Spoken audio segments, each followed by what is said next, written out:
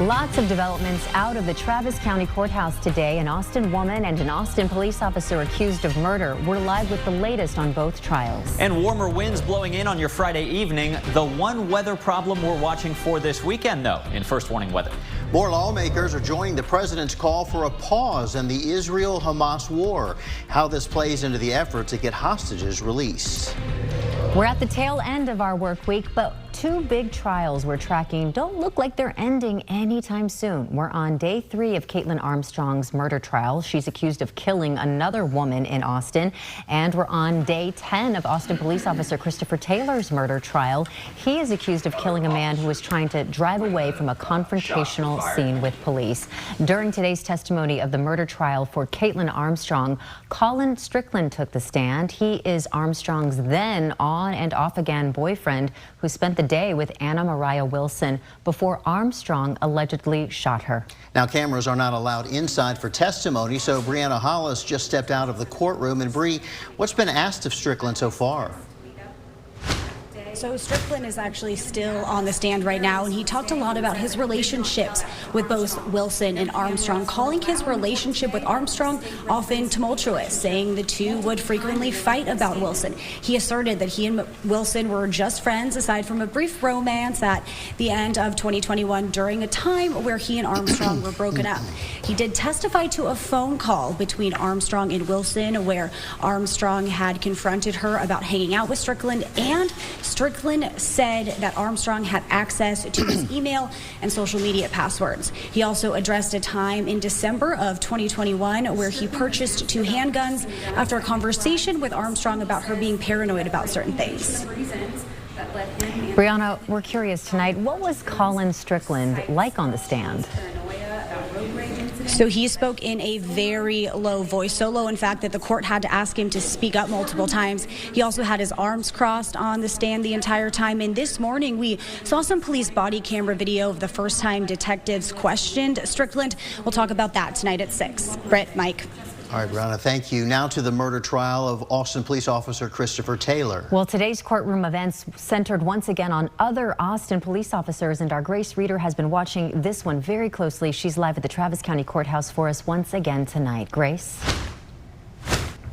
Guys, the last 2 days have been entirely law enforcement. Specifically today, we heard from officers who were on scene with Christopher Taylor during this shooting. There were 7 of them. 1 of them was in training, but the state didn't call all of them. So the defense is bringing forward those additional officers, including one who testified she thought the car Ramos was driving was going to run her over in the short moments before Taylor fired. During cross-examination, the state challenged that and then asked her about a social media post regarding police. Your post about we should not all be defined by the poor choices made by bad officers. You said that's not contained to a specific case, it's to more than one case? Correct. Okay, and is this case one of them? No. Okay. This morning, we continued to hear from officers the state has already called. The defense said in its opening statement it wanted the jury to hear why each officer on scene with Taylor chose not to shoot Michael Ramos. This afternoon, we heard from another officer that we have not heard from previously. She was asked by the defense, she was standing behind Christopher Taylor on the scene. She was asked by the defense, if you were in his position and there was nobody in front of you, would you have also shot at roughly the same time? We'll have her answer for you tonight on KXAN News at 6. Back to you. Thank you very much, Grace. So we are waiting to find out how long Terry Turner will spend in prison. He was found guilty yesterday of manslaughter for killing Adil Dahugi 2 years ago in Martindale. Now, Turner thought Dahugi had a gun, so that's why he says he shot and killed him. He faces up to 20 years in prison.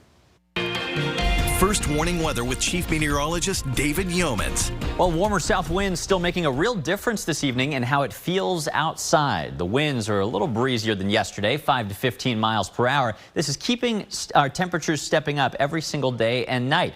Right now it's 5 to 10 degrees warmer than yesterday, and that translates to a wonderful Friday evening for a margarita outside. Here we are on the Oasis camera over Lake Travis, partly cloudy skies over the low lake at 75 degrees. Coming up in your forecast, we're tracking morning fog, which could be an issue both mornings this weekend. We'll pinpoint where it may be worse and how it affects the UT football game. Also, we're looking down the road toward wetter weather returning. Britt? David, thank you so much. Secretary of State Antony Blinken met with Israeli leaders today. The U.S. now pushing for a pause in fighting with Hamas militants to allow hostages to be released and humanitarian relief to get into Gaza. As Alice Barr reports, this comes as protesters were arrested today as part of a growing call for a ceasefire. An urgent mission today in the Middle East as U.S. Secretary of State Antony Blinken returned to Israel, trying to persuade its leaders to pause relentless airstrikes of the Gaza Strip to give time for hostages to get out and aid to get in. The secretary emotional over the toll on Palestinian children. When I look into their eyes through the TV screen, I see my own children. How can we not? But Israeli Prime Minister Benjamin Netanyahu left their meeting determined there would be no temporary ceasefire until Hamas releases all the hostages taken in last month's brutal terror attack. We now know unarmed U.S. military drones are flying over Gaza, helping in the hostage search, as the Pentagon steps up its defenses on U.S. military bases in the region amid recent attacks and fresh threats from Iranian-backed militias. We are sending a clear message to Iran or to any other group that might want to widen this conflict to not do that. Haven't we already seen the beginnings of this war widening? Well, what I would say to that is we really have not. Secretary Blinken has now arrived in Jordan to meet with regional leaders seeking to contain the conflict as Hezbollah in Lebanon threatens escalation. The Israeli military ready to respond. It says its ground forces have now encircled Gaza City. While on Capitol Hill, dozens of protesters were arrested as they pressed for a ceasefire in the offices of several U.S. senators. In Washington, Alice Barr, NBC News. An explosion on a JetBlue plane. Why passengers say it could have been a lot worse. And there's a decline in vape use in a specific group of students, but there's a rise in another, and that's a group even younger. Passengers on a JetBlue flight from New York to Fort Lauderdale had to evacuate after an explosion on board. The plane was still at the gate at the time. JetBlue says the cause was a battery. The battery was part of passenger Jimmy Levy's portable phone charger battery. He says it was in his backpack, but he didn't know that it was there at the time. Flight attendants started pouring water on the backpack to contain the flames while passengers evacuated. Levy says the flight was already delayed a few hours, and he's glad that it was because it could have been worse. I do believe that delay was divine. I believe God delayed the plane, because if we were in the air with the cabin pressure and something like that, it was crazy. JetBlue says no one was hurt. Lithium-ion batteries are allowed on planes and are commonly used in electronic devices. And passengers on board the Alaska Airlines flight, where off-duty pilot Joseph Emerson allegedly tried to cut off the engines, filed a lawsuit against the company. 3 passengers are calling for the airline and its affiliate Horizon Air to create a more rigorous pre-flight screening for pilots. They also want an explanation from the airline about the incident. Fewer high school students are vaping, but the same cannot be said for younger students. The findings from a study that is a part of the 2023 National Youth Tobacco Survey. The decline comes as overall tobacco smoking among this group hits an all-time low, according to the FDA and CDC. E-cigarettes have been the most commonly used tobacco product among both high school and middle school students for a decade. Now, results did not show the same for middle school students. For them, there was an increase in use from 4.5% to just over 6.5%. Definitely not 5 minutes. Well, it's the final week of the regular season in high school football. We're live here at Kelly Reeves, where one local team is trying to do something they haven't done in about 2 decades. Breaking that down into Big Friday coming up. And the warming trend is well underway after an early season freeze yesterday at the airport. 15 degrees warmer than that this morning with low temperatures at 47. We'll have your weekend outlook, including some fog to watch out for after this. It is the final week of the regular season for high school football as teams battle for playoff positioning. It's getting good. Now, some of the familiar names will be in the postseason, but some new faces are looking to keep playing as well. And Noah Gross is live from Kelly Reeves Athletic Complex with a preview. Hey, Noah. Hey guys, so some of the teams in our area wrapped up their regular season a night ago. Teams like Hutto, Weiss, Elgin kind of know what they're going to be doing in the postseason if they're making it. But tonight is when it fully ends, and we have a good one here behind me at Kelly Reef. So in this District 25 6A, Vandegrift's been the class of the district, but everyone else pretty much has been jumbled up, and they've been trying to figure out playoff positioning. Let's talk about McNeil, though. They're taking on Cedar Ridge later this evening. McNeil, a team that was winless in district a season ago. This year, not only are they over 500 right now, 5-4. If they are to win tonight against a team Cedar Ridge who's trying to play spoiler near the bottom of the district, McNeil would make the playoffs for the first time in 19 years. Been a long time coming for this Mavericks program. That was just talking to head coach Scott Hermes, was talking about the growth process from year over year. One of the assistant coaches saying they haven't really mentioned the P word in playoffs. Of course, we're able to talk about it now, but this is a program that struggled in years past, kind of been 0 district wins, 2 district wins, back to 0.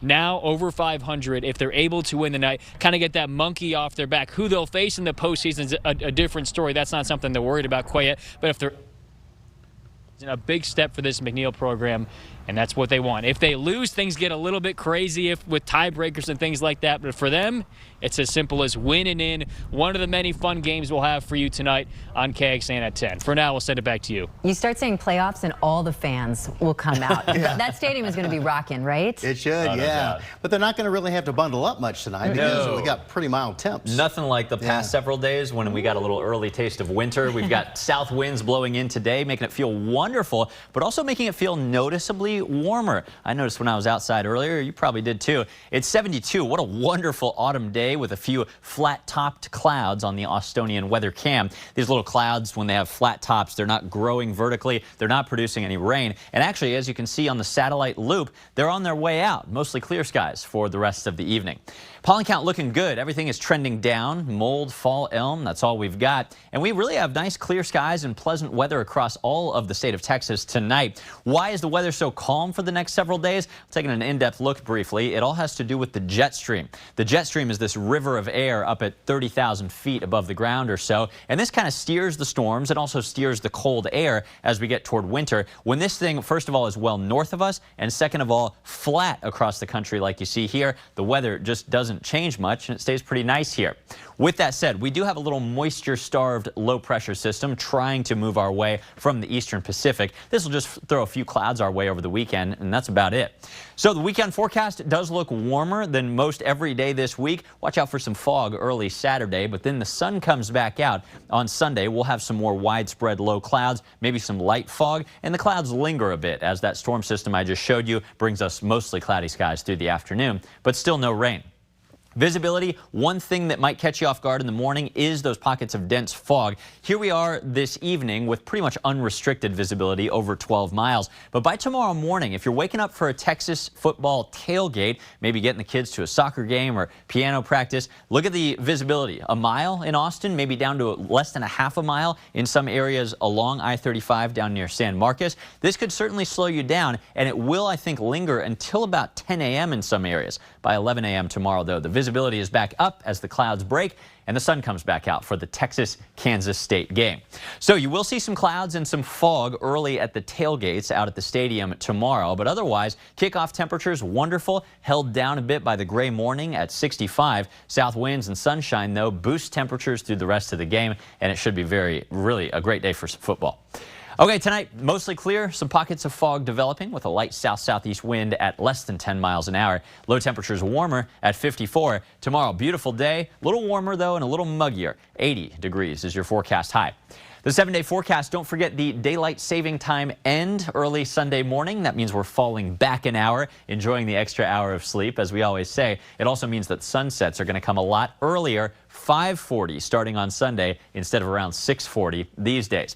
Next week, we got a couple of days of near record heat with more humidity, 87 on Tuesday, 89 on Wednesday, but then we snap back to autumn. A cold front coming in Thursday as it appears now brings falling temperatures and an increasing chance of rain by the end of the week, and we are still hopeful for 1 to 2 inches of rain next week. 8 to 14 day outlook showing wetter than normal weather likely returning to our area.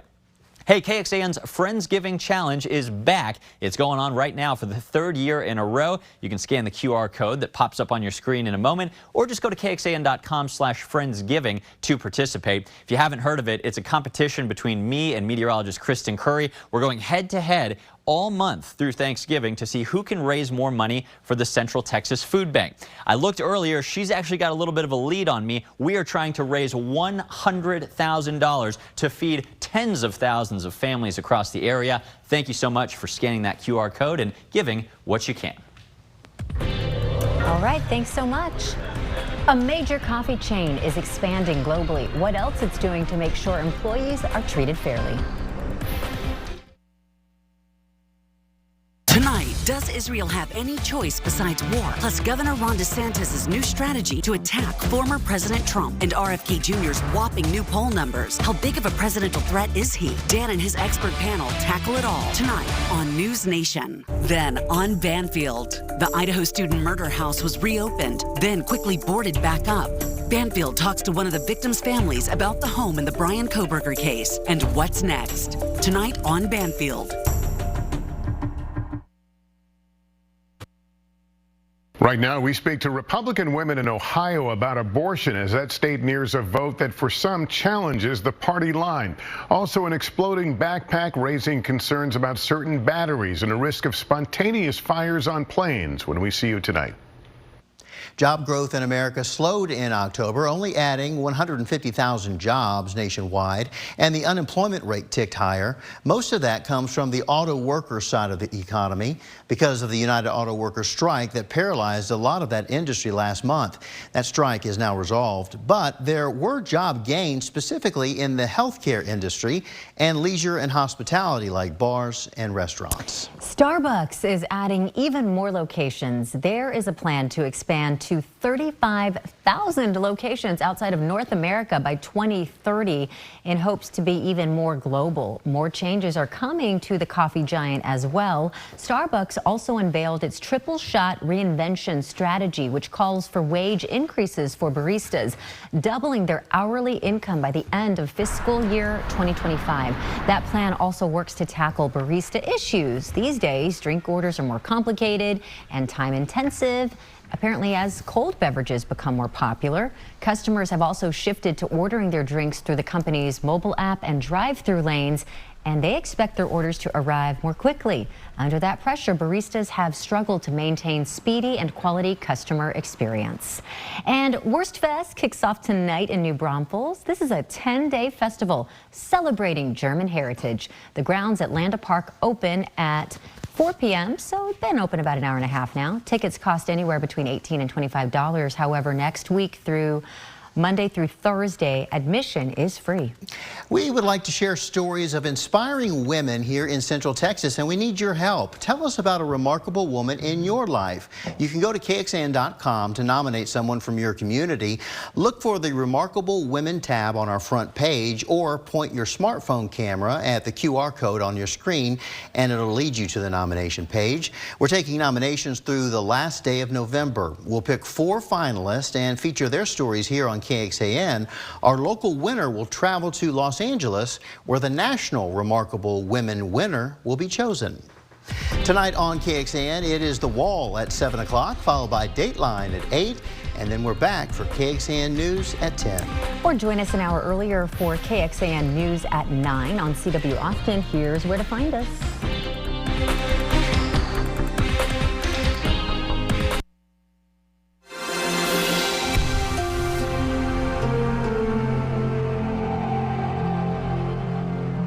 KXAN now has daily podcasts, so you can listen to us in your car. Just search KXAN wherever you get your podcasts, or find them on demand at KXAN.com/podcasts. Let's go out to the Hill Country. If you have some winery plans in your weekend outlook, boy, it looks gorgeous out there. A little greener in Fredericksburg after all the rain that we've had over the past couple of weeks. Our new Barons Creek Vineyards cam, always live on our website. 71 degrees with a few folks enjoying the evening there.